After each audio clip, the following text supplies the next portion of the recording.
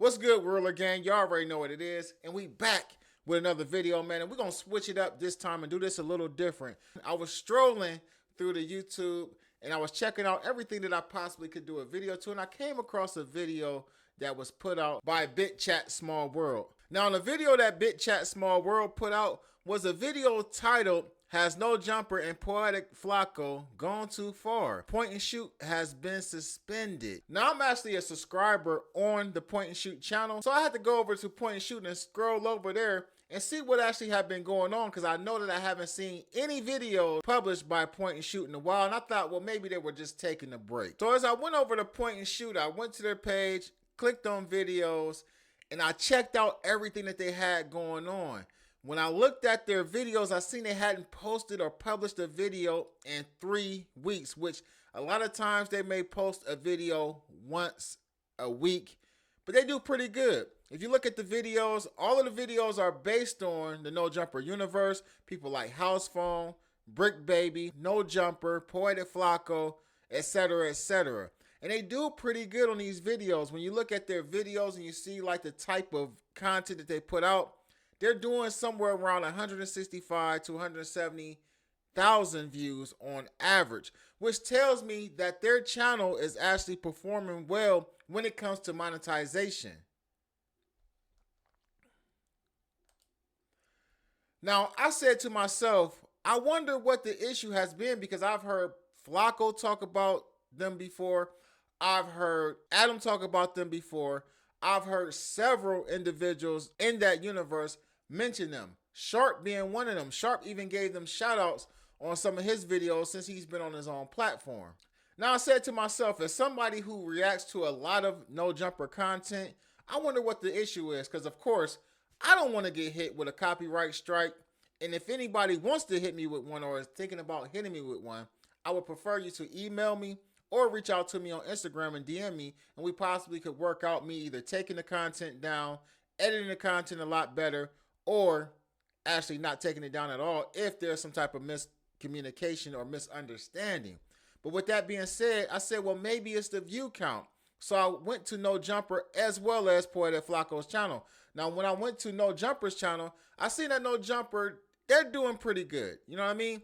But at the end of the day, when I look at Point and Shoot's channel and they're averaging around 165 to 170,000 views per video, and I look at No Jumper's content, even though No Jumper is posting more videos than Point and Shoot, the videos are actually outperforming the channel that they're actually reacting to. Now, I'm gonna be honest with you, I have not reacted to any of Flakko's videos solely by themselves, but when I look at Flakko's number as well, it's the same thing. Flakko is doing exceptionally well. Flakko does about 4 videos a day on average when he's actually uploading, and the videos are doing decent, nice numbers. He's getting a nice check, but he's not hitting the same amount of numbers as Point and Shoot either. Point and Shoot is outperforming all of the channels that they're reacting to. So I said, well, maybe it's because of the view count, and maybe they feel like that Point and Shoot is getting too many views off of their content, right? Flakko starts off this video talking shit about Point and Shoot. Flakko was saying that Point and Shoot was crying about the copyright strikes and saying that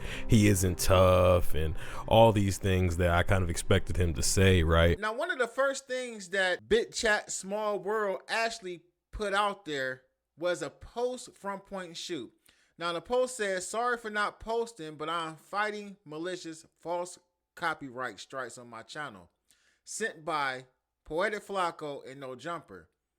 It goes on to say, "This is a clearly orchestrated attempt to intimidation in order to censor me and to keep my channel inactive. I sent them both counter notifications as my work is protected by fair use."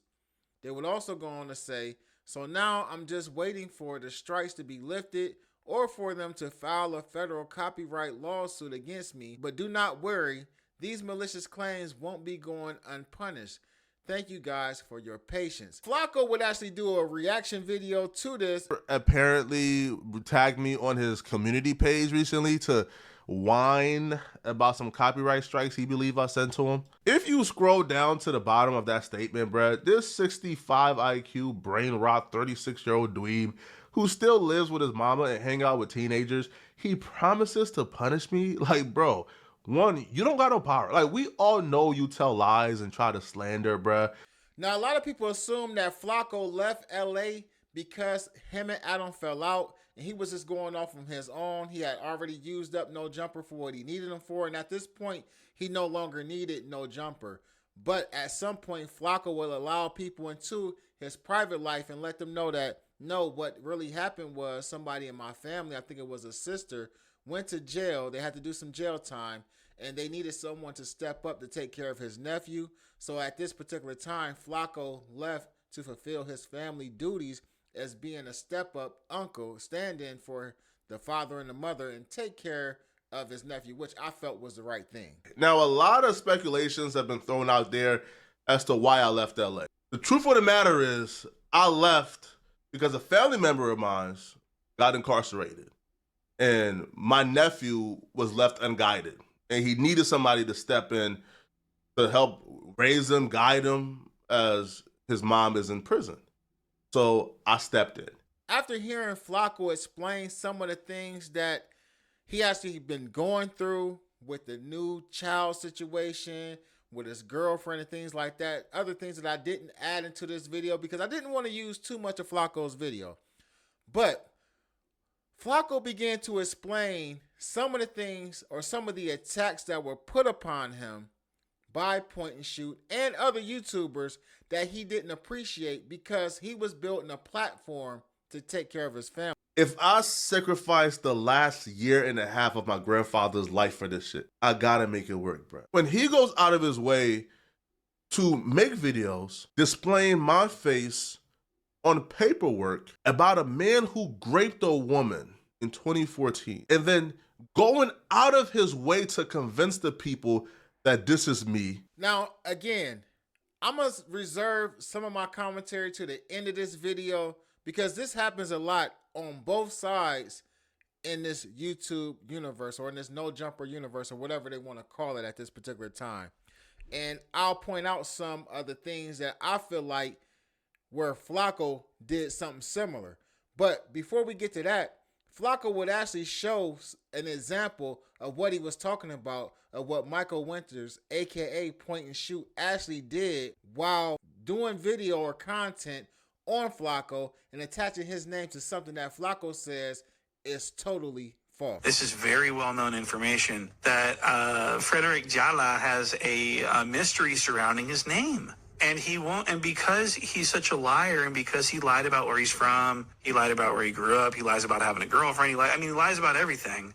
Lies about his height, for God's sake. Because he's such a habitual liar, it's difficult for us to believe him when he denies things, especially when there's documents out there like this. Look at this document. This is very, very, glaring. This is a glaring document. Look at this. So State of Ohio plaintiff versus defendant David M. Jala. And off the bat, it's like, Jala? And then it starts to get interesting, and then you learn that Poetik Flakko has an alias called Minyengo Tokpa. And so he has these multiple names. He's lies about where he's from. He lies about everything. And so people look at this document and they go, Jala? Could Flakko have changed his name? I mean, what's going on? And so you read through some of this stuff in this document and it says Jala testified that he had a speech impediment because he stutters sometimes. Jala explained that during stressful situations, his speech impediment is worse. Okay, so who does that sound like to you guys? And it says Jala explained that he is from Liberia. Were you born out there? Yeah. The world is a So when did you come place, here? man. At like 3 years old, like 2002. What? Liberia. He lies a lot because he's from Liberia. Get it? So he's from Liberia. His last name's Jala. He's from Liberia. He stutters when he gets stressed out. I mean, this stuff is all pretty consistent, I think. That was disgusting. Yo, it's disgusting because he knew my name wasn't David Jala. He knew that paperwork wasn't about me. Now, at the time, a lot of people who were going at Flakko was sharing that paperwork.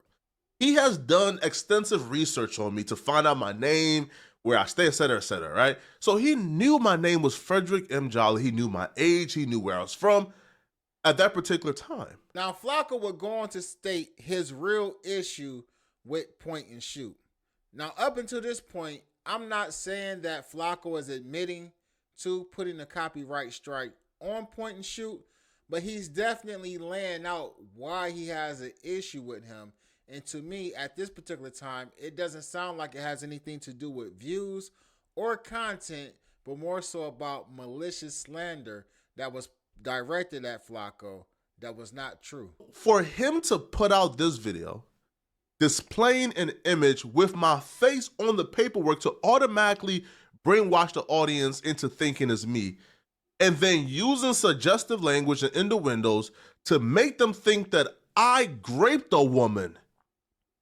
As a senior in college in 2014, at the age of 21 years old, when I was a sophomore in high school, he knew this. So he knew for 100% fact this wasn't me, but he still went out of his way to try to get people to think it was me. Now, one of the other things that Flakko would point out in his video was he was also upset that Point and Shoot would actually continue to say that he was a pathological liar by showing that, or by trying to make the people believe that Flakko was lying about this relationship that he allegedly had with a girl. All right, so for today's episode, we're going to be going over Flakko's fake relationship that he made up. That's right, Flakko has made up a relationship. He's telling people that he has a girlfriend in North Dakota that they have a long distance with. Now, this is not breaking news. He has been exposed multiple times for this, but I feel like it needs to be gone over in a way such that people can understand how creepy this Flakko guy is. I mean, this is serial killers type stuff. I mean, who fakes a relationship long distance for years and is just completely psychopathic? That's not normal. It shouldn't just be shrugged off. Now, it didn't stop there. And I can't say how Flakko got all of this information, because I'm surprised that Flakko was able to get some of the things. Maybe he had people send it to him. Maybe he actually just went to the man's Patreon but didn't watch it. But Point and Shoot actually has a Patreon. And on Point and Shoot's Patreon, he actually has videos of Flakko and his girlfriend together. Now, I'm going to just say this. This may be a little much, you know what I mean, for me. All right, so for this special Patreon exclusive episode, I'm going to be going over Flakko's girlfriend review. This might be a little bit much for me. The girlfriend necessarily doesn't have anything to do with the back and forth that's going on between Point and Shoot and Flakko. And in all actuality, in all fairness to Flakko as well as the Point and Shoot, there was never a time where Flakko initiated the back and forth. You know what I mean? When we do these reaction videos, we really do reaction videos about people who necessarily may not know who we are. You know, so I think there's a line that we try not to cross when we do these reaction videos. I'm just here to ask the question.